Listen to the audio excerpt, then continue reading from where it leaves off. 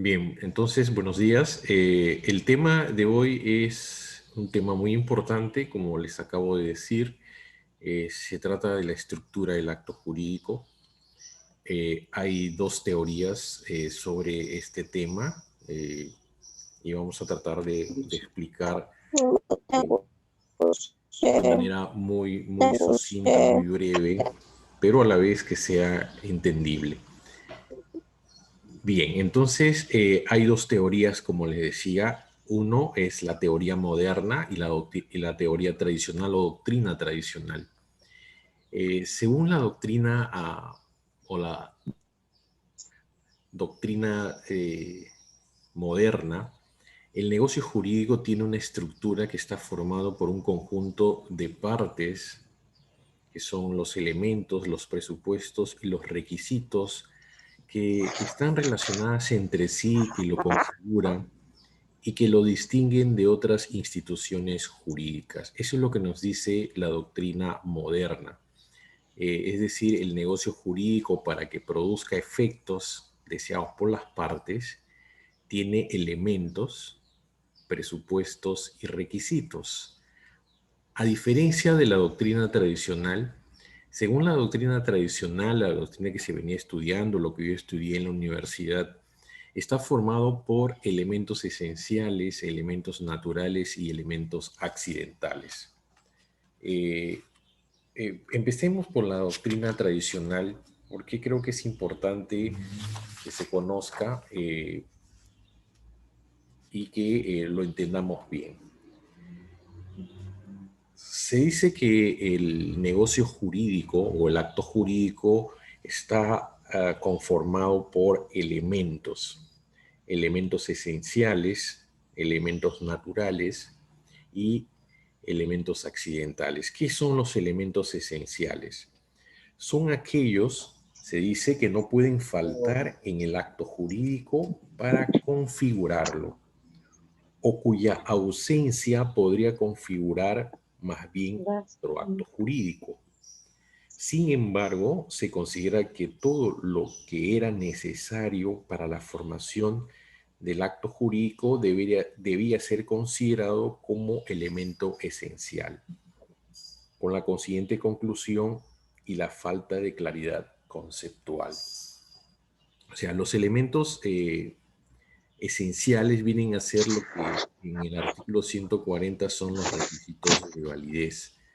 O sea, la capacidad, el objeto, el fin y la forma. Esos serían los elementos esenciales según la doctrina tradicional. Ahora, en cuanto a los elementos naturales, según la doctrina tradicional, son los que derivan de la naturaleza propia de cada acto jurídico y que se sobreentienden de él, aunque las partes no lo hayan tenido en cuenta expresamente. Eh, por ejemplo, en una compra-venta hay elementos naturales como son, por ejemplo, el saneamiento por los vicios ocultos o por una cuestión de el saneamiento por evicción. Las partes los pueden tener en cuenta o no. Si no los toman en cuenta, la ley suple la voluntad de las partes, porque si no se ha pactado el saneamiento y hay problemas en el bien que se ha vendido, la parte vendedora tiene la obligación de hacer el saneamiento, es decir, de resarcir los defectos que tenga este inmueble o este bien que se está enajenando. Ahora, los elementos accidentales, en los elementos accidentales son aquellos elementos que, de acuerdo al libre albedrío de las partes, lo pueden incorporar al negocio jurídico. Hemos visto en la clasificación de los negocios jurídicos que hay negocios jurídicos que son puros y negocios jurídicos que son modales. Entonces, cuando se habla de negocios jurídicos modales, significa que se le puede incorporar a este negocio jurídico, por ejemplo, una condición, un plazo o un cargo. Y esto depende de la voluntad de las partes. Las partes, cuando están celebrando un negocio jurídico, podrían agregar eventualmente en estos actos modales estos elementos accidentales, o sea, la condición, el plazo y el cargo. Porque hay algunos negocios jurídicos que no permiten la incorporación de ninguna condición, ningún plazo ni ningún cargo, como por ejemplo el matrimonio. El matrimonio es un acto puro, que no puede tener una condición, no puede tener un plazo, o sea, si no nos podemos casar por un tiempo determinado, o no podemos casarnos estableciendo una condición resolutoria o suspensiva, ni tampoco podríamos imponerle un cargo. Entonces, en la doctrina tradicional, bueno, estos serían la estructura del negocio jurídico conformado por estos elementos esenciales, estos elementos naturales y estos elementos accidentales. Ahora vamos a explicar ahora la, eh, vamos a explicar ahora la doctrina moderna sobre la estructura del negocio jurídico. En este caso, hemos dicho que en la doctrina moderna, la estructura del negocio jurídico está conformado por elementos, por presupuestos y además por requisitos del acto. Veamos, en primer lugar, en qué consisten los elementos o el elemento del acto jurídico. Se llama elemento del negocio jurídico a una de las partes que constituyen la base de su estructura. El elemento del negocio jurídico es una exigencia necesaria para la conformación de todo negocio jurídico. Este elemento hace que el negocio sea de una especie determinada. El artículo 140 del Código Civil que todos conocemos habla de requisitos de validez del negocio jurídico. Para muchos doctrinarios en el Perú, estos requisitos que habla nuestro código son lo que para un gran sector de la doctrina extranjera, los elementos del negocio jurídico. Siguiendo este criterio, los elementos constitutivos del negocio jurídico serían el agente capaz o la capacidad, el objeto física y jurídicamente posible, el fin lícito y la observancia de la forma prescrita bajo sanción de nulidad. En nuestra doctrina nacional hay un autor que es Lizardo Taboada. Lizardo Taboada señala que el elemento del acto jurídico es todo lo que compone o conforma un acto jurídico. Ahora, en la doctrina nacional, ya algo hemos dicho de la doctrina nacional. En la doctrina nacional no hay uniformidad de criterios con respecto a este tema sobre cuáles serían estos elementos. Por ejemplo, un comentador del Código Civil del 36, Jorbeto Vargas, se pronuncia porque son elementos esenciales del acto jurídico solamente aquellos elementos sin los cuales no podría existir el acto jurídico, y enumera lo que señalaba el artículo 1075 del Código del 36, es decir, el agente capaz, el objeto lícito y la forma prescrita por la ley. También hay autores extranjeros que siguen esta línea.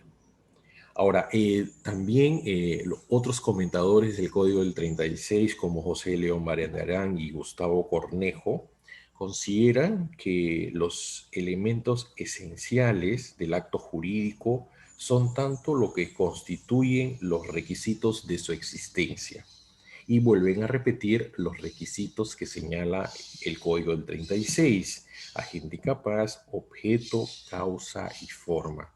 Aunque con la precisión que hacía José León Brennerán de señalar que no hay que confundir entre el objeto y la causa de los negocios jurídicos que vamos a estudiar en la siguiente clase. Entonces, estos requisitos de existencia son importantes para que se configure un negocio jurídico y pueda producir sus efectos. Entonces, sin estos requisitos no podría existir el acto, o en todo caso se tipificaría otro distinto. Por ejemplo, el precio y la cosa en la compraventa. Es importante en la compraventa y en relación con la permuta, que son dos contratos sinalagmáticos, eh, son dos contratos muy importantes. En la compraventa no solamente se necesitan los requisitos de validez, o sea, capacidad, objeto, fin y forma, sino también se necesita que haya un precio y haya un bien que se está enajenando. En la permuta lo mismo, en la permuta se tiene que dar estos elementos, pero además se tiene que haber intercambio de bienes de alguna manera que tengan un mismo precio o un mismo valor. En la diferencia entre la compra-venta y la permuta es que en la permuta no hay precio, simplemente intercambio de bienes. Es una especie de trueque, de intercambio de bienes. Eso es lo que nos dice estos autores nacionales que venían comentando el Código Civil de 1936 con respecto a los elementos. En este caso serían los elementos esenciales que decía la doctrina tradicional. Ahora, las clases de elementos se puede establecer que hay dos clases de elementos en la doctrina tradicional. Los elementos que son constitutivos o que constituyen los requisitos, y por otro lado son los que son inherentes a la naturaleza del negocio jurídico o del acto. Los que constituyen requisitos del acto y no pueden estar ausentes jamás, sino es con el riesgo de nulidad, o sea, agente capaz, objeto físico y jurídicamente posible, fin lícito y forma establecida por la ley bajo sanción de nulidad. O sea, sin la presencia de estos requisitos no podría existir un negocio jurídico. O, en todo caso, el negocio jurídico sería nulo. Por eso se dice que son aquellos que constituyen los requisitos de validez del negocio jurídico. Y por otro lado están los que son inherentes a la naturaleza propia de los actos jurídicos y sin los cuales no existirán determinados actos o no se configurarían otros, tales como el precio, que ya les acabo de decir en la compraventa, el precio y la cosa en la compraventa, la tradición de la cosa y su gratuidad, por ejemplo, en el comodato. El comodato es un intercambio de bienes en el comodato de un bien inmueble y se le da en uso a otra persona a cambio de nada, o sea, su gratuidad. La ausencia de esta segunda clase de elementos esenciales podría en algunos casos anular el negocio jurídico o configurar acto jurídico distinto del que se pretendió realizar o pretendió hacer. O sea, las diferencias que entre ambos elementos esenciales existen son, primero, no podrán estar jamás ausentes, o sea, en los requisitos no puede estar ausente en la elaboración del negocio jurídico. En los segundos, si están ausentes, pueden o no producir la nulidad del negocio jurídico, estamos hablando de un vicio. Producirán la nulidad del acto cuando no pueda configurarse el que se pretendió, ni haya tampoco otra figura jurídica. y no producirán la nulidad cuando sus estipulaciones configuren otro acto jurídico válido. Esto es en cuanto a la doctrina, que evidentemente en algunos casos no son aplicables en nuestro sistema jurídico, porque cuando se habla de nulidad del negocio jurídico no podría, o no hay la figura de la conversión de los negocios jurídicos como si hay en otros sistemas. Si un negocio jurídico no tiene un requisito de validez del artículo 140, simplemente es un acto jurídico nulo y no es posible su conversión, es decir, configurar otro negocio jurídico. En cambio, cuando se trata de requisitos que son inherentes a la naturaleza del acto, su ausencia podría determinar que se confirme el negocio jurídico porque se tratan de vicios que pueden ser subsanados por las partes que han celebrado el negocio jurídico. Bien, entonces eso es en cuanto a los elementos que se regulaban o se comentaban de acuerdo al Código Civil de 1936. Ahora, evidentemente para la doctrina tradicional, como ya lo hemos venido diciendo, existen tres tipos de elementos del negocio que acabamos de decir, los elementos esenciales, naturales y accidentales. Sin embargo, en la doctrina moderna se entiende que los únicos elementos comunes a todo negocio jurídico son dos. Por un lado está la manifestación de voluntad y por otro lado está la causa o finalidad. Eso es lo que es, según la doctrina moderna, serían los elementos del negocio jurídico, o sea, la manifestación de voluntad y la causa. Sin manifestación de voluntad no habría negocio jurídico porque como estamos estudiando, el negocio jurídico o el acto jurídico es manifestación de voluntad. O el acto jurídico sin manifestación de voluntad simplemente no existiría. Y por otro lado está la causa o finalidad. Siempre detrás de todo negocio jurídico hay motivos o hay causas abstractas o motivos que configuran el negocio y que apuntan a la validez del negocio jurídico, apuntan a la consecución de satisfacer una necesidad, porque detrás de la celebración de un negocio jurídico está la satisfacción de una necesidad. Entonces, de acuerdo a la doctrina moderna, se necesita manifestación de voluntad siempre para que haya negocio jurídico. Sin manifestación de voluntad, sin la voluntad no podría existir, sin su declaración, sin que se declare. Y por otro lado está, como le decía, la causa o finalidad. Bueno, ya no explicamos lo que dice la teoría o la doctrina tradicional porque ya lo hemos explicado. Ahora,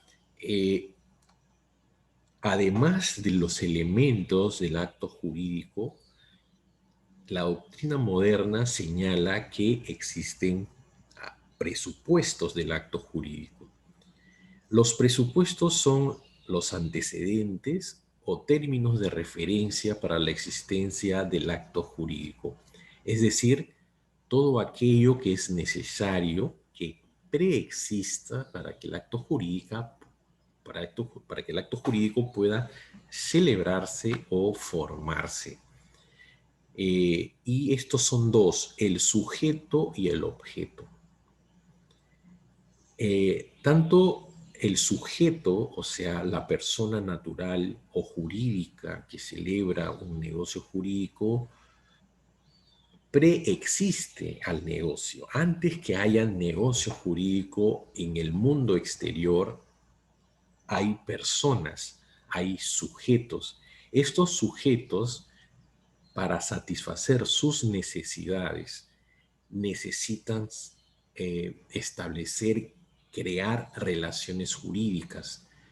Entonces es importante la preexistencia del sujeto. No es que con el negocio jurídico aparezca el sujeto ya está. El sujeto es el que celebra el negocio para satisfacer una necesidad.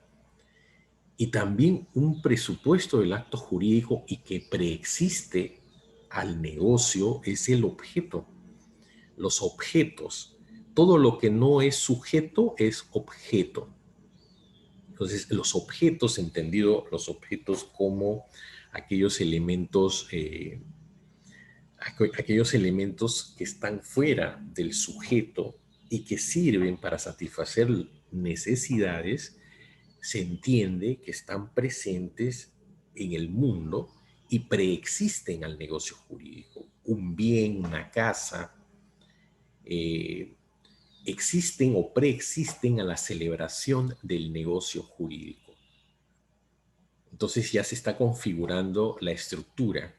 Hay elementos, o sea, manifestación de voluntad, hay una causa o finalidad como elementos, y luego tenemos los presupuestos que son los que preexisten a la celebración del negocio, que son el sujeto y el objeto. Ahora, los presupuestos comunes a todo negocio jurídico, como ya lo acabamos de decir, son estos dos, tanto el objeto como el sujeto. Para la doctrina tradicional, estos presupuestos forman parte de los elementos esenciales del negocio jurídico o son estos requisitos de validez que establece el artículo 140 del Código Civil. Ahora, evidentemente el sujeto y el objeto no forman parte en sí del negocio jurídico, como dice la doctrina tradicional. Si uno observa la realidad, evidentemente los objetos y los sujetos están antes de la celebración del negocio jurídico, pero que son importantes para la formación del negocio jurídico, porque un negocio jurídico tiene una estructura. Y si no está bien estructurado el negocio jurídico, es decir, si no hay manifestación de voluntad, si no hay finalidad, si no hay sujeto y objeto, simplemente no hay negocio o el negocio está mal estructurado. Si, por ejemplo, el sujeto no tiene capacidad plena de ejercicio, ahí se habla que el negocio está mal estructurado, o si el objeto no está en el comercio de los hombres, simplemente también está mal estructurado. O si la finalidad es una finalidad contraria al ordenamiento jurídico, también hay un problema de formación del negocio y está mal estructurado y por tanto el negocio se dice que ha nacido muerto y que no produciría ningún efecto o no produciría los efectos deseados, por lo menos por los celebrantes, por las personas que han realizado el negocio jurídico. Entonces, sujeto y objeto son necesarios para la formación del acto jurídico. Con la nueva categoría de los presupuestos no se pretende afirmar que los mismos no sean necesarios, como les acabo de decir, para la existencia del acto jurídico, sino señalar que los mismos deben preexistir para que el acto jurídico conformado por sus elementos pueda configurarse, pueda formarse. Es decir, cuando en el acto jurídico no concurran algún elemento o presupuesto, no se habrá formado el negocio jurídico, siendo por tanto un negocio jurídico inválido y que se dice que está atacado por su ineficacia estructural, que lo vamos a estudiar en su momento cuando veamos el tema de la nulidad de los negocios jurídicos. Es decir, un negocio jurídico que no tenga sus elementos y que no tengan estos presupuestos son negocios mal configurados, son negocios que de alguna manera están atacados por una ineficacia estructural. Porque si no hay manifestación de voluntad, el negocio es nulo. Si la finalidad es contrario al ordenamiento, es nulo.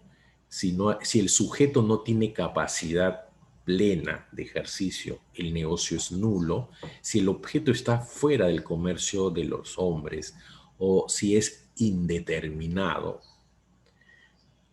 o indeterminable, el negocio jurídico es un negocio jurídico mal estructurado y por tanto no produciría los efectos deseados por las partes. Entonces, eso es en cuanto a estos elementos y a estos presupuestos del acto jurídico. Pero la doctrina moderna nos habla también de los requisitos del acto jurídico, que no son los requisitos del 140 en sentido estricto. Cuando se habla de requisitos en esta doctrina moderna del acto jurídico, los requisitos son todas aquellas condiciones que deben cumplir los elementos, así como los presupuestos para que el acto jurídico formado pueda producir válidamente sus efectos. O sea, son las condiciones que deben cumplir tanto elementos como presupuestos para que el negocio jurídico produzca los efectos deseados por las partes. O sea, no basta que haya manifestación de voluntad, no basta que haya causa, no basta que haya sujeto, no basta que haya objeto, sino que tanto elementos como presupuestos tienen que cumplir ciertas condiciones para que el negocio jurídico produzca válidamente sus efectos, porque de lo que se trata, como hemos venido diciendo a lo largo del curso, es que los negocios jurídicos se celebran para crear relaciones jurídicas, para crear, modificar o extinguir relaciones jurídicas, para crear derechos, para crear situaciones con el objeto de satisfacer nuestras necesidades. Entonces, los elementos y los presupuestos tienen que cumplir ciertas condiciones para que produzcan válidamente sus efectos los negocios jurídicos. ¿Y cuáles son estos requisitos? Por ejemplo, uno es la capacidad la capacidad legal de ejercicio. Hemos visto, la doctrina habla, ustedes se han estudiado en el curso de personas, que cuando se habla de capacidad, se dice que hay dos tipos de capacidad, la capacidad de goce y la capacidad de ejercicio. Ahora hay otra terminología, se habla de plena capacidad de ejercicio y hay algunas personas que tienen capacidad restringida de sus derechos, hablando de los incapaces. Entonces, para que se configure el negocio jurídico, el sujeto tiene que tener capacidad legal. El sujeto, que es un presupuesto del negocio que preexiste al negocio. Es decir, el sujeto, cuando manifiesta su voluntad, tiene que tener capacidad de ejercicio, mínimamente haber cumplido los 18 años. Hay otras condiciones para que un sujeto pueda tener capacidad legal de ejercicio.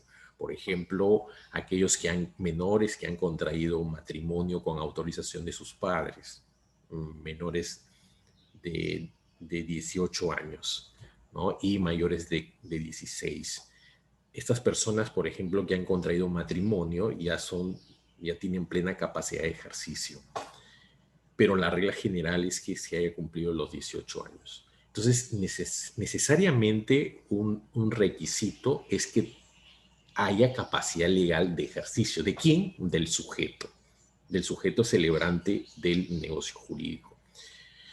Luego se dice que debe tener una capacidad natural. Cuando se habla de capacidad natural también estamos hablando del sujeto. La capacidad natural se debe entender como aquella capacidad de discernimiento. Hemos visto que la manifestación o la voluntad tiene tres elementos o tres componentes que son el discernimiento, la intención y la libertad. Cuando se habla de capacidad natural, se entiende que una persona tiene esta capacidad de discernimiento, de saber qué le conviene y qué no le conviene. Eso es muy importante. O sea, el sujeto tiene que tener esta capacidad natural, porque si no sería una persona incapacitada, una persona que tendría que actuar, ahora se habla con un apoyo o un salvaguarda que le va a ayudar a manifestar su voluntad. Pero si no, estamos frente a una persona que no tiene discernimiento, que no tendría esta capacidad natural. Luego, otro requisito es la licitud. Eh, como bien saben ustedes, un acto lícito se entiende que es conforme al ordenamiento jurídico, es decir, aquello que no esté prohibido por la ley. O sea, cuando el negocio jurídico apunta a una finalidad, todo negocio jurídico pretende o tiene una causa o finalidad y tiene que ver con lo que las partes desean al producir los efectos, o sea, al producir los efectos que tiene un negocio jurídico al celebrarse. Entonces, cuando se apunta a la finalidad, o sea, que viene a ser los efectos queridos por las partes, tienen que estar conforme al ordenamiento jurídico. Eso es la licitud. Porque si colisionan con el ordenamiento jurídico, los efectos deseados por las partes, entonces estamos hablando de ilicitud. Y ya hemos visto que los negocios jurídicos tienen que ser lícitos. ¿Qué cosa es un negocio jurídico? Solamente para recordar, es un hecho humano, voluntario, con manifestación de voluntad lícito que crea, regula, modifica o extingue relaciones jurídicas. Entonces, la licitud es importante en la configuración del negocio jurídico. O sea, la licitud va de la mano con el tema de la finalidad. O sea, la finalidad o la causa del negocio jurídico tiene que ser lícito, conforme al ordenamiento. Si es contrario al ordenamiento, entonces el negocio está mal estructurado. El negocio sería un negocio que ha nacido muerto o gravemente enfermo. ¿Ok? Entonces, eso es en cuanto a la licitud como requisito del acto jurídico. Y bueno, y luego tenemos la posibilidad física y jurídica del objeto. Hemos visto que si bien el objeto preexiste a la celebración del negocio jurídico y que básicamente tiene que estar en el comercio de los hombres, por eso se dice que tiene que ser un objeto física y jurídicamente posible. La posibilidad física y jurídica es importantísimo en cuanto a la configuración del negocio, porque si el negocio jurídico es un negocio que tenga una imposibilidad física, por ejemplo, si alguien quiere vender un unicornio o quiere vender un dragón, que son animales producto de la imaginación de los escritores o de los mitos o de las fábulas, evidentemente están fuera del comercio de los hombres o no existen. O cuando se quiera vender, por ejemplo, se quiera vender bienes de dominio público. Por ejemplo, si alguien quiere celebrar un negocio jurídico diciendo, bueno, te vendo la Plaza de Armas o te vendo la Plaza 28 de Julio, serían negocios que también están fuera del comercio de los hombres y jurídicamente este objeto es imposible jurídicamente porque no se podría celebrar un negocio jurídico vendiendo bienes de dominio público como son las calles, las plazas o algún monumento arqueológico que estarían fuera de el comercio de los hombres. Entonces, eso se debe entender por posibilidad física y jurídica del objeto, que viene a ser un requisito importante en la configuración de la estructura del negocio jurídico. Y este mismo objeto es importante su determinación en especie y en cantidad. Porque no solamente cuando se habla del objeto se dice objeto física y jurídicamente posible y que sea por lo menos determinable. Cuando se celebra, por ejemplo, una compra-venta, se tiene que señalar, se tiene que determinar cuál es la compra. Si te vendo un caballo de paso, o un caballo de carrera, o un caballo pura sangre, yo tengo que, por lo menos, determinar cuál es el objeto que te estoy vendiendo, o exista la posibilidad que sea determinable. Por ejemplo, ahora se puede comprar departamentos, por acá no sé si se harán edificaciones de ese tipo, en Lima, por ejemplo, te venden departamentos en planos. Te hacen ver los planos, los que hacen el proyecto, te dicen este va a ser el departamento del piso 10 o del piso 20 y va a tener esta configuración, te hacen ver los planos, sala, comedor, todo.